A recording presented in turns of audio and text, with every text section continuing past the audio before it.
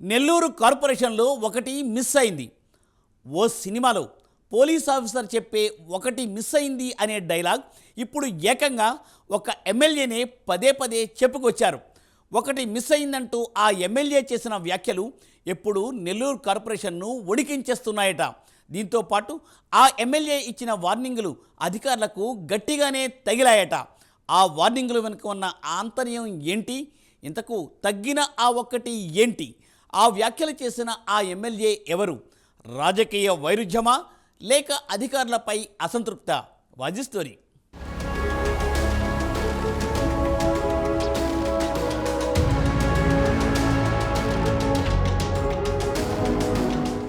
రాష్ట్ర రాజకీయాల్లో నెల్లూరు రాజకీయాలు ఎప్పుడూ వెరైటీగానే ఉంటాయి. అది అధికార పక్షమైనా విపక్షమైనా ఇక్కడ నేతల మాటలు తూటాల్లా పేలుతుంటాయి.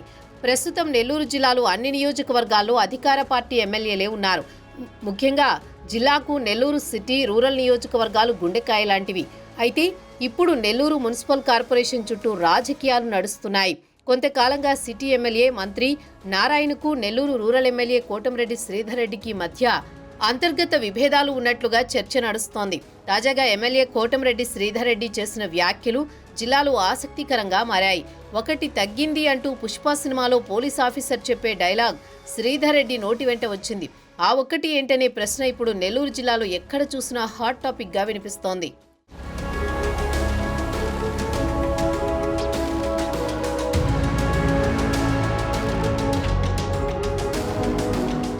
నెల్లూరు కార్పొరేషన్లో మొత్తం 54 డివిజన్లున్నాయి. వాటిలో 28 డివిజన్లు నెల్లూరు సిటీ పరిధిలో రాగా 26 డివిజన్లు నెల్లూరు రూరల్ నియోజకవర్గ పరిధిలో ఉంటాయి.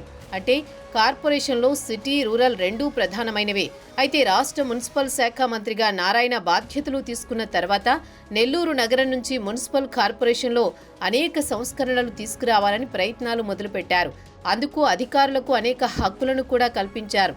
అయితే ఎమ్మెల్యే కోటంరెడ్డి శ్రీధర్ రెడ్డి తెలియకుండా కొన్ని నిర్ణయాలను కార్పొరేషన్ అధికారులు చకచకా తీసుకుంటున్నారనే విమర్శలు వెల్లువెత్తుతున్నాయి. ముఖ్యంగా పన్ను వసూళ్ల కార్యక్రమం విభేదాలకు కేంద్ర బిందువుగా మారింది. పెండింగ్లో ఉన్న ఇంటి పన్ను, కుళాయి పన్నులను చెల్లించకుంటే చర్యలు తీసుకుంటామని, కార్పొరేషన్ ఆదాయానికి గండి కొట్టవద్దని మంత్రి నారాయణతో పాటు కార్పొరేషన్ అధికారులు గతంలో కీలక ప్రకటన చేశారు. ఇంటి ఆ పన్నులు సకాలంలో చెల్లించకుంటే వారి ఇంటి ముందు డప్పు కొట్టించడం, విద్యుత్ కనెక్షన్లు కట్ చేయించడం వంటి కార్యక్రమాలకు శ్రీకారం చుడతామని అధికారుల నుంచి బెదిరింపులు సైతం వచ్చినట్లు తెలుస్తోంది.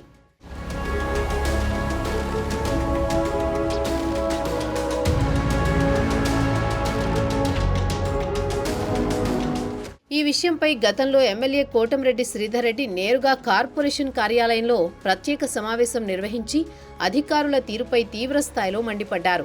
అప్పట్లోనే మంత్రి నారాయణపై పరోక్షంగా విమర్శలు గుప్పించారట. దీంతో ఇదే అంశంపై అప్పట్లోనే మంత్రి నారాయణ పేద, మధ్యతరగతి ప్రజలను ఇబ్బందులకు గురి చేయమంటూ స్పష్టత కూడా ఇచ్చారు. సీన్ కట్ చేస్తే మరోసారి ఈ అంశాలు నెల్లూరు నగరంలో చర్చకి దారితీశాయి. తాజాగా సోమవారం జరిగిన ప్రజా విజ్ఞప్తుల దినోత్సవంలో కోటంరెడ్డి శ్రీధర్ రెడ్డి నేరుగా కార్యక్రమానికి హాజరై ప్రజల నుంచి అర్జీలు స్వీకరించారు. ఈ సందర్భంగా అధికారులపై మరోసారి కోటంరెడ్డి మండిపడ్డారు.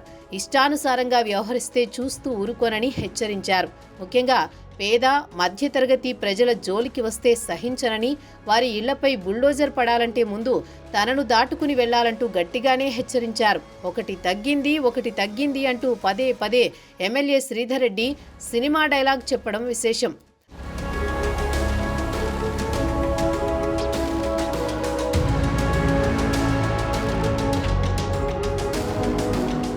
ఇక కార్పొరేషన్లో జరిగే సమావేశాలకు, మంత్రి నారాయణ సమక్షంలో నిర్వహించే సమీక్షా సమావేశాలకు కోటంరెడ్డి శ్రీధర్ రెడ్డికి ఆహ్వానం అందకపోవడం పలు విమర్శలకు దారితీస్తోంది. అంతేకాదు నెల్లూరు రూరల్ నియోజకవర్గ పరిధిలోని 26 కార్పొరేషన్ డివిజన్లలో అధికారుల బదిలీలు, లేఅవుట్ల విషయంలో జోక్యం, భవన నిర్మాణ ప్లానింగ్లో తమకి తెలియకుండా ఇవ్వడం వంటి అంశాలు శ్రీధర్ రెడ్డికి కోపం తెప్పించాయనే ప్రచారం జరుగుతోంది. పైగా మంత్రి నారాయణ నేరుగా సొంత నిర్ణయాలు తీసుకోవడం, శ్రీధర్ రెడ్డితో చర్చించకపోవడం వంటి అంశాలు రూరల్ నేతలకు మింగుడు పడ్డం లేదట. ఈ క్రమంలో కార్పొరేషన్లో కోటంరెడ్డి ఇచ్చిన వార్నింగ్ ఎవరికి అనేది సర్వత్రా ఆసక్తికరంగా మారింది.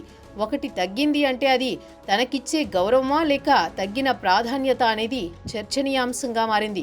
ఏది ఏమైనప్పటికీ స్వపక్షంలో విపక్షంలా నెల్లూరు కార్పొరేషన్ రాజకీయాలు మారిపోయాయి. టీడీపీ జిల్లా అధిష్టానం నుంచి రాష్ట్ర అధిష్టానం వరకు ఈ అంశంపై దృష్టి పెడితే కానీ నెల్లూరు సిటీ, రూరల్ నియోజకవర్గాల మధ్య ఉన్న అంతర్యుద్ధం తగ్గే అవకాశం కల్పించడం లేదని రాజకీయ విశ్లేషకులు అంచనా వేస్తున్నారు.